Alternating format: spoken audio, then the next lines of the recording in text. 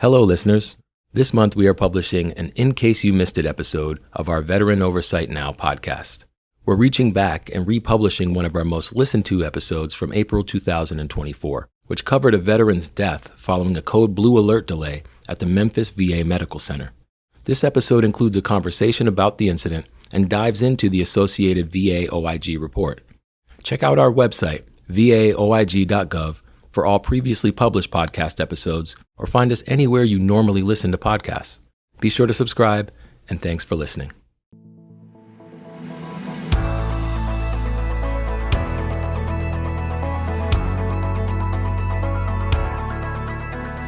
Welcome back to another episode of Veteran Oversight Now, an official podcast of the VA Office of Inspector General. I'm your host, Fred Baker.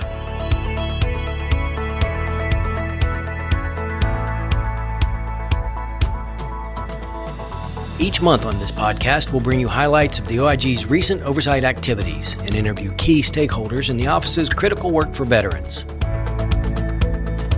This is a special hotline edition of Veteran Oversight Now, and joining us today is Trina Rollins. Trina is the Director for Hotline Coordination within the VA OIG's Office of Healthcare Inspections. Trina is a board-certified physician assistant who worked at the VA North Texas healthcare system for 8 years, prior to joining the VA OIG in 2011. Welcome, Trina. Thanks, Fred. Glad to be here. We're glad you're here, as always. We're here today to talk about the report, Care Deficiencies and Leaders' Inadequate Reviews of a patient who died at the Lieutenant Colonel Luke Weathers Jr. VA Medical Center in Memphis.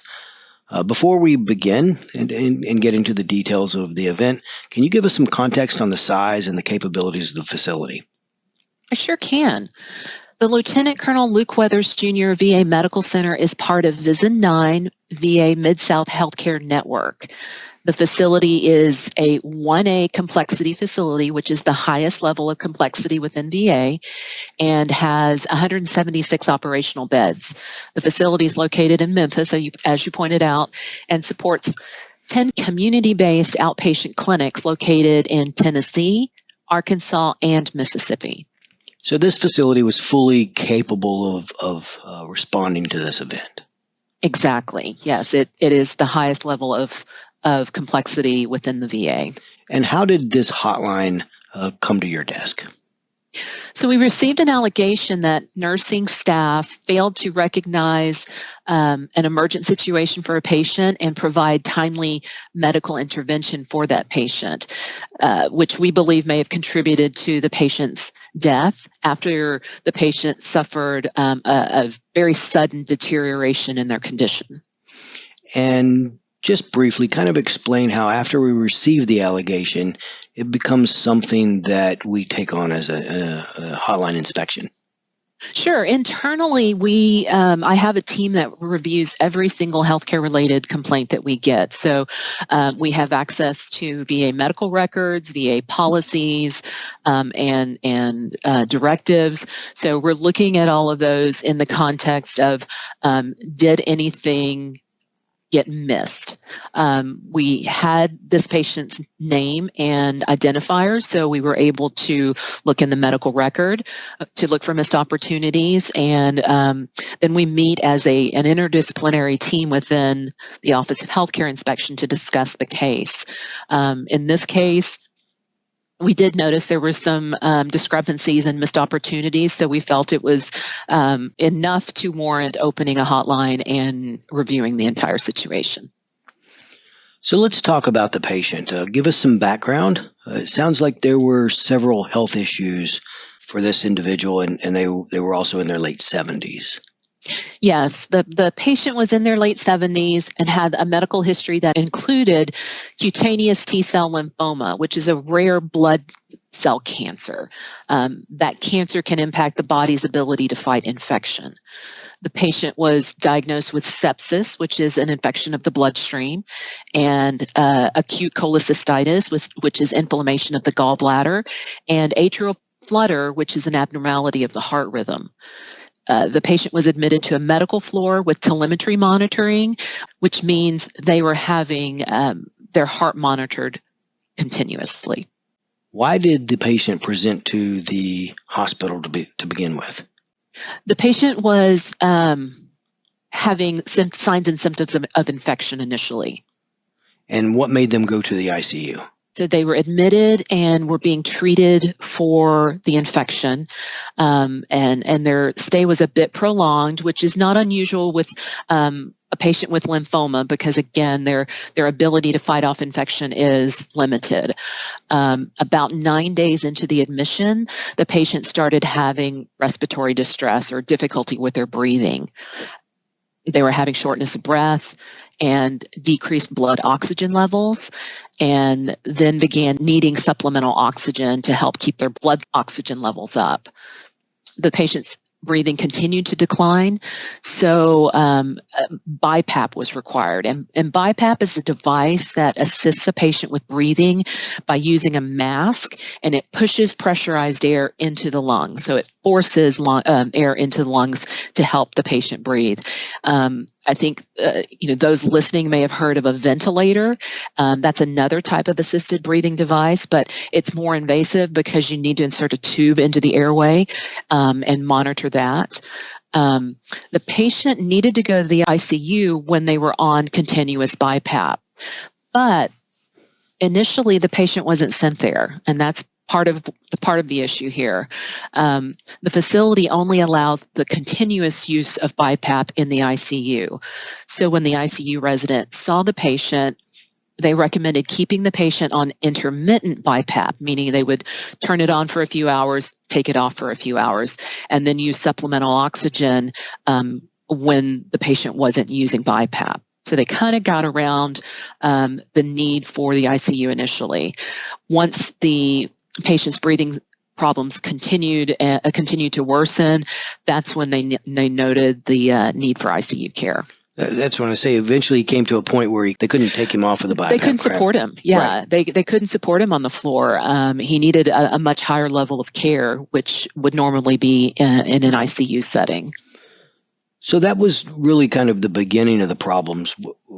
He was having the trouble breathing, but then he also experienced a sudden drop in heart rate. Correct. Yes. So what caused that? We can't say for sure, but it was likely caused by just worsening of his illness. His organs were starting to shut down. He had this lymphoma, this cancer. He had a pretty serious blood infection. His body was trying to fight that off. He was being given the right medications, the antibiotics needed to fight that, but unfortunately, it was overtaking the situation. The infection was winning. And so the patient started having difficulty with their breathing. And then when the breathing's impacted, the ability to provide oxygen to your organs is impacted. And then everything starts shutting down. So explain what asystolic is. Sure. It's a term we've used in the report, and it's another word that means the heart has stopped beating. It means that the heart's no longer able to pump blood throughout the body, and in turn, then your body's organs are they're not getting oxygen. So that brings us to the event that I believe centers our inspection, which was the blue alert, correct? Correct. So let's discuss what a blue alert is, what conditions necessitate such an alert, and kind of who is supposed to respond. Sure. So a blue alert, our listeners may actually have heard the word code blue before. That's a similar verbiage for the same thing. It alerts hospital staff when a patient experiences a medical emergency, such as their heart stopped beating or they stopped breathing.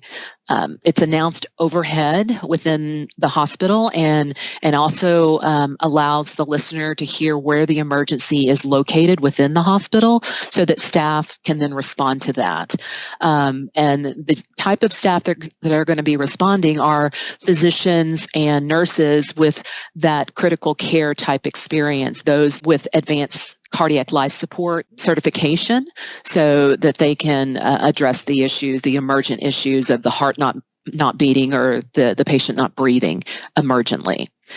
Without intervention, the patient could die within minutes. Is there a time standard then for response to this alert? There's not a specific time standard. The time standard is as soon as possible. So when that alert is announced overhead, as many people usually respond as possible. So, this occurred in the middle of the night, early morning hours at Memphis. So you can imagine that there's limited staff there and present overnight. But when it's heard overhead like that, any physician with ACLS certification, any nurse with ACLS certification will respond. And so they understand that it's an emergency. They get there and they start dealing with the emergency. So there's not a designated team. There is a designated team. It's a rapid response or code blue team. There are many names for them. It's a physician and nursing staff and other ancillary staff, such as respiratory therapists, that are specifically assigned. But again, when you hear that code blue sound, those with the appropriate training, the ACLS certification, will respond until that code team arrives. Once the code team arrives, then they take over the resuscitation efforts. Gotcha. So even though it was in the middle of the night and relatively low staff, there are staff designated to respond exactly to these. Exactly. Just so I back up a little bit. So they presented. They had the infection. They had trouble breathing. They could not be taken off of the BiPAP. They had a sudden drop in heart rate, which you explained, and then they reached this asystolic state, and that's where the code blue was necessary to call, correct? Yes. Okay. So there was some miscommunication, or appears there was some miscommunication once the alert was sounded. Can you kind of discuss that and the different players that were involved in that? So I'll back up just a little bit. When a patient is on a unit and having their heart monitored, it's called telemetry monitoring.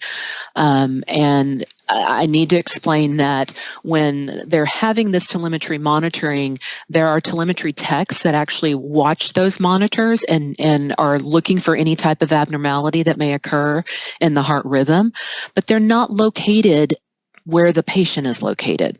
They're usually centrally located, and they have a bank of monitors, like computer type monitors, and they're watching these heart monitors for these patients and looking for any type of arrhythmias or strange occurrences.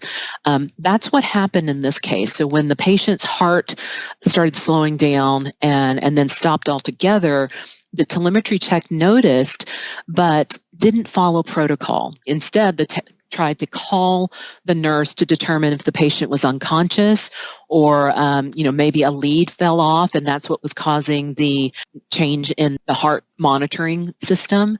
I need the audience to understand that the technician is not located on the floor or not located where they have a visual on the patient. Yeah. And this it wouldn't be their role to get up and walk to the patient's room to find out. No, right? No, not at all. Okay. So they're watching this bank, and they're seeing the monitor.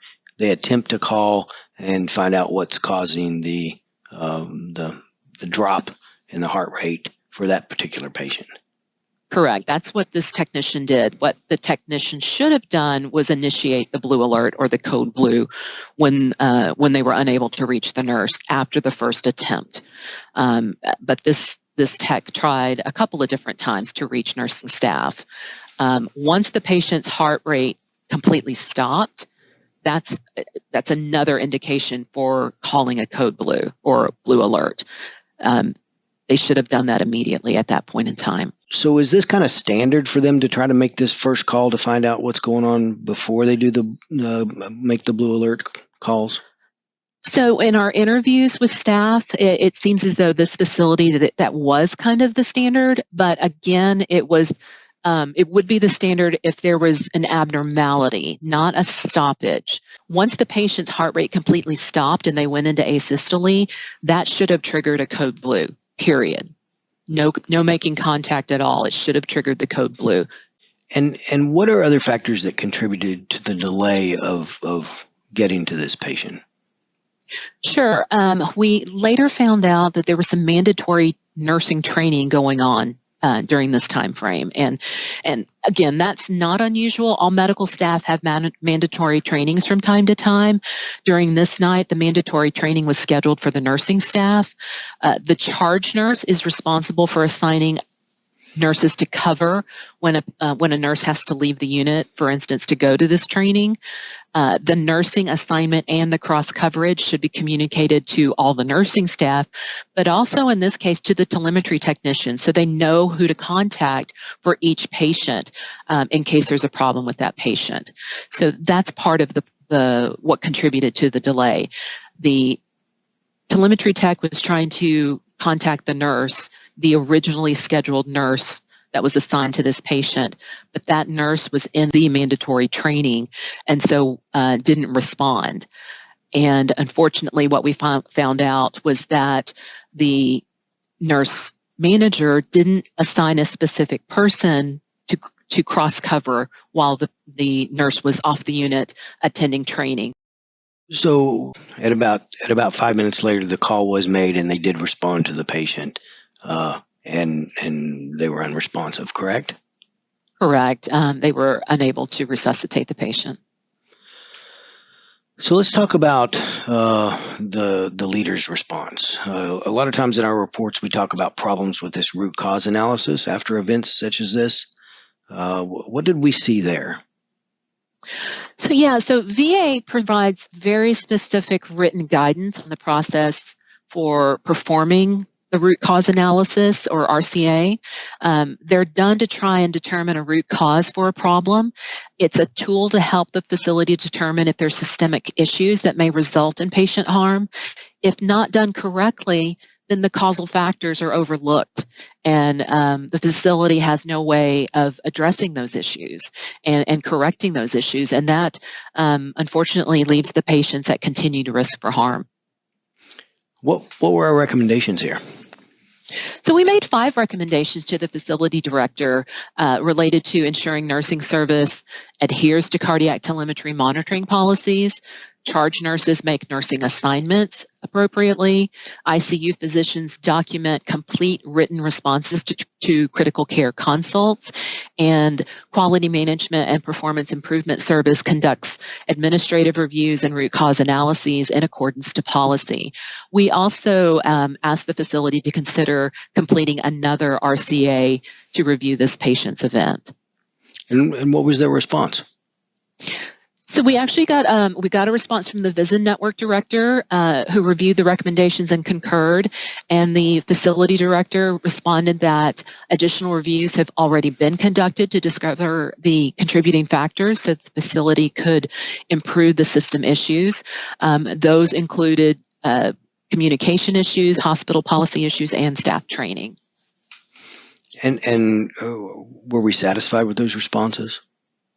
So we will continue to monitor them until we've seen enough evidence that leads us to believe that it's been addressed appropriately.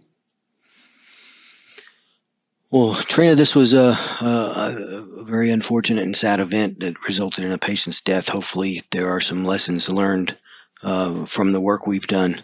Is there anything else you would add to this? No, I think it's a really well-written report. So again, it's got a lot of information about ICU care, telemetry type care, and what's required to cover the patients in those areas if a nurse happens to be off the unit.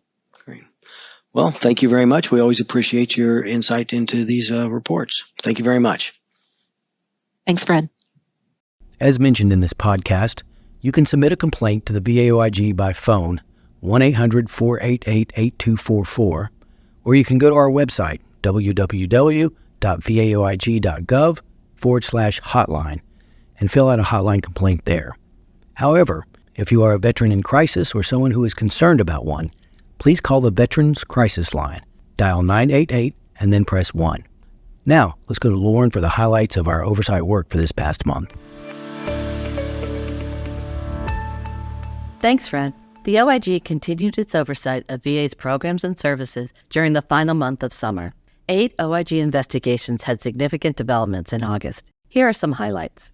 A healthcare professional at the Orlando VA Medical Center installed a hidden camera in multiple unisex bathrooms at the facility to secretly record employees without their consent. The defendant was sentenced to 24 months imprisonment, 48 months supervised release, and was ordered to participate in sex offender treatment after pleading guilty to video voyeurism. The defendant was previously suspended indefinitely by the facility pending the completion of this investigation and criminal proceedings. A multi-agency investigation revealed that a veteran submitted false documents to VA to obtain a VA-backed loan for a property valued at $2.1 million. The investigation also revealed that the defendant used his position as an Army financial counselor to target Gold Star families to invest their survivor benefits in investment accounts that were managed by his private employer.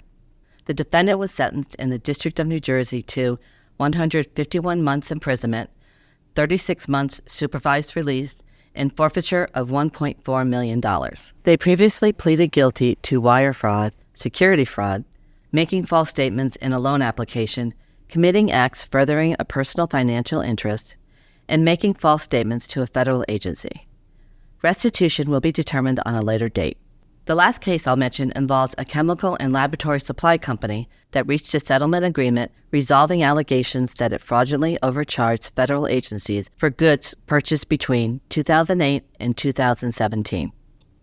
Through its federal procurement contracts, the defendant agreed to offer or provide government purchasers the same or better prices than were offered to a private sector customer. The defendant allegedly violated the False Claims Act by not offering or providing federal government purchasers the most favored customer pricing, as stipulated by the contract. The company will pay $5 million to the federal government, of which over $2.2 million is restitution. Of this amount, VA will receive over $144,000. Read more about the latest OIG investigative updates in the August monthly highlights, which can be found under the Reports tab on our website. Now turning to reports, we issued 15 reports in August. According to a report by the OIG's Office of Audits and Evaluations, ineffective oversight of community care providers' special authorization drug prescribing, increased pharmacy workload, and veteran wait times. VHA purchases community health care by contracting with third-party administrators, which contract with community providers. Community providers' prescription requests must be filled at VA pharmacies and must consider VA's approved drugs before other drugs that require special authorization. This audit found that community providers rarely submitted required justifications with the initial prescriptions, leading to about $200.2 million in questioned costs. Staffing challenges and increased community care prescriptions caused a backlog, with community care prescription processing averaging 11 days, which exceeds VHA's 4-day standard. VHA did not hold third-party administrators accountable for ensuring community providers followed procedures, and less than 2% of community providers completed the relevant training. The OIG made 7 recommendations to improve community providers' compliance when prescribing special authorization drugs. Meanwhile, the OIG's Office of Healthcare Inspections reviewed preparation by the Veterans Crisis Line, also known as VCL, for implementation of the National Suicide Prevention Hotline 3-digit dialing code 988 press 1. The OIG determined VCL leaders hired additional frontline staff in anticipation of the call volume increase, but they had not increased the number of supervisors to meet the previously established supervisor-to-staff ratio.